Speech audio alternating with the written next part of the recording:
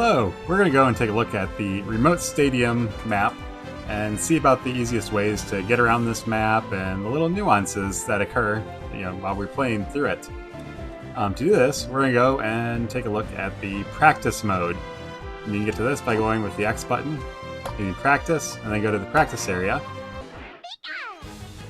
Then you select your character, and in this case I have the Zerara set up as my practice partner. And there's a bunch of different options you can set up while you're doing this, but for this one we're just going to pretty much leave it as the default.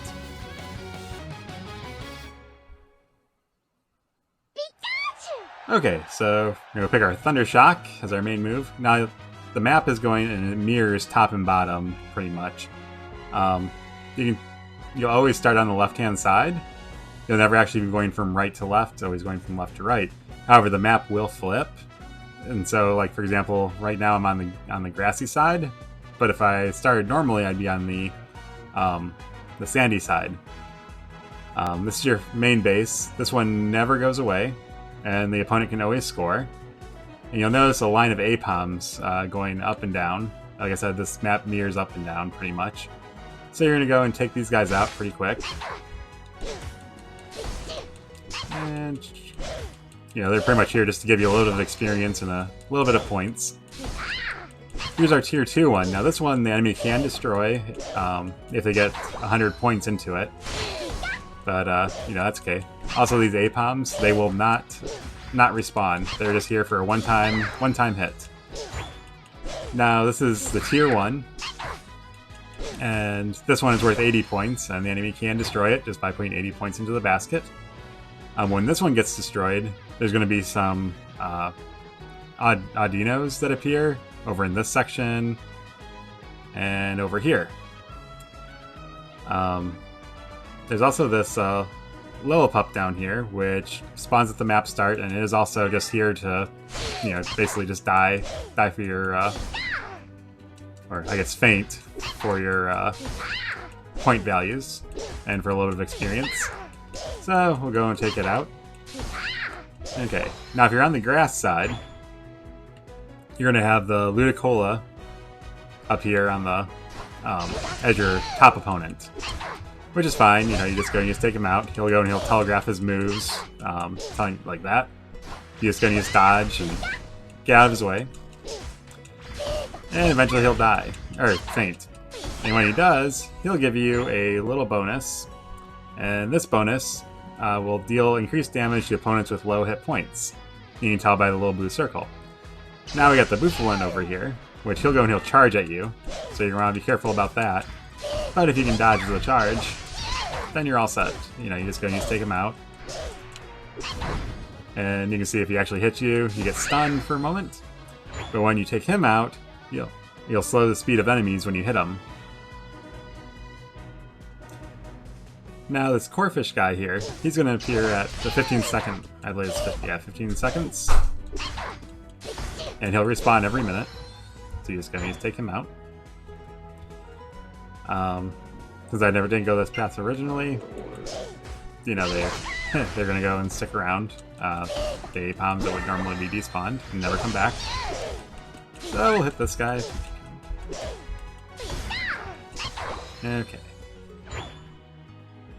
Now, 3 minutes into the map, or 3 minutes into this, you'll have two special spawns. One is the Dreadnaw, and if you take him out, which should be able to take him out, might have to go and run up and heal a little bit, which is the nice thing about these up here, is that they'll actually heal you.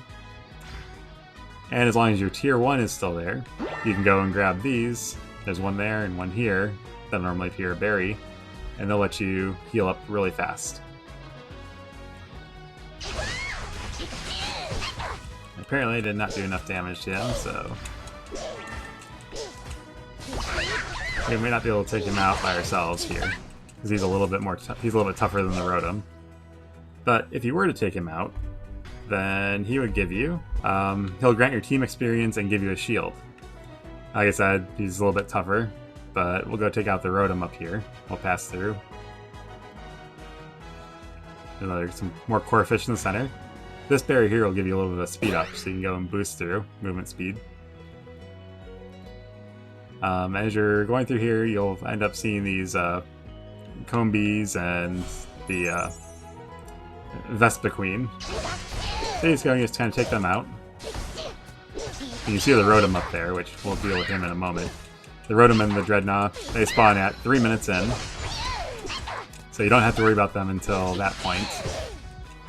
But once they're in there, you do want to go and at least get the Rotom, because the Rotom is probably the worst one to have go off against you.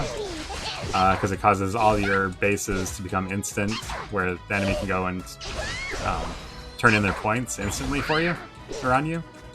And that's definitely not good, so you don't want to have that happen. Go heal up before I start going after Rotom. Grab these guys. Okay. And then we'll go start working on this Rotom up here. I am going to have to heal up in between, but you never know. Might be able to take him out pretty quick here. He'll follow you a little bit further than the Dreadnaw does, so that kind of keeps everything... Targeted the wrong person here. Oh, there's the enemy. Hopefully it doesn't take me out here. Okay, we'll let it do a little bit of damage. Yeah, we don't want to let it finish it off though. We're gonna go kill it, and we'll just keep on pounding on the Rotom and go heal up. Ooh, that's a little close. Fortunately, these guys spawn back in, and we can run back and attack the Rotom again. Okay, now that it's ours, it's gonna go to the nearest base. And as you can see, once it touches it, oh, there we go. Gives us 20 points, and then we can slam the ball instantly. So it stays this way for like 15 seconds. Let's see. And of course all the special moves go and target. But anyway, so we'll take this out. Once you get down to the 2-minute mark, you're in the final stretch, and a lot of enemies will end up becoming worth more points. Like these guys, the 2 right now, the Combees, they'll end up being 3 once everything, once you get through the to the final stretch. Also, the Vespiquen will then become 6. So that's something to keep in mind when you're fighting. So we got these. Come on, just take out the Vespiquen. Oh, looks like the Zora took out the Dreadnaw. Pikachu is not going to be taking that out. That's okay. So we'll go turn this in, and this will get rid of... Now, something to notice, when you take out a base, behind every base, there's a slow area, which slows you down and keeps you from being able to move. But once you take it out, that disappears. So there used to be one here, but once I took out Tier 1, it came here. Now we got these Audinos. They would have spawned just now, because I went and took out the Tier 1. And we're in the lead. It's fine. Okay. Got that. Grab my Electro Ball. And we'll go and head towards the center, because now that we're in the final stretch... Oh, yes. These things, in the grass, nobody can see you. And these things will launch you, so it's great to get away, and it puts you in the grass, so then you can get away even easier. So you can run circles and stuff. And you can see my buddy here, he's doing what he's supposed to be doing. And we took him out. Okay, so we're gonna go and take out... we definitely aren't gonna be able to take out Zapdos, but when you have your team here, it's much easier to actually do that. So we're gonna go and let that go. And we're not gonna die. At least we're going to try not to die. But you want to take out Zapdos, because what it does is it gives you an even longer time when you can actually do the instant score. And it also gives you 20 points, or 30 points for you and 20 points for each of your team members. So if everybody's there doing its attacks, you'll end up with 50 points. Plus, I believe in the final stretch, everything gets doubled when you turn it in, so I'll just go test that out and make sure. So we'll head over here. Go past those guys, and we'll turn it in. So if it's doubled, it'll be 68. Yep, So in the final stretch, points do get doubled, which makes it worth a little bit more to end up doing your scoring. A lot of times the Zapdos will end up being like one of the main things for determining if you're going to win or not, just because of how powerful it is. And we can let it do its thing. 3, 2, 1. Oh, time's up. Okay. And so that's pretty much how this map ends up running. You got a full 10-minute map. Come up with your own strategies, try to get around it. Just make sure, you get the top path is probably the easier one. The Rotom is easier to defeat than the Dreadnaw. Remember to get those one-time spawns, the Arduinos, because those guys will end up despawning, or not despawning.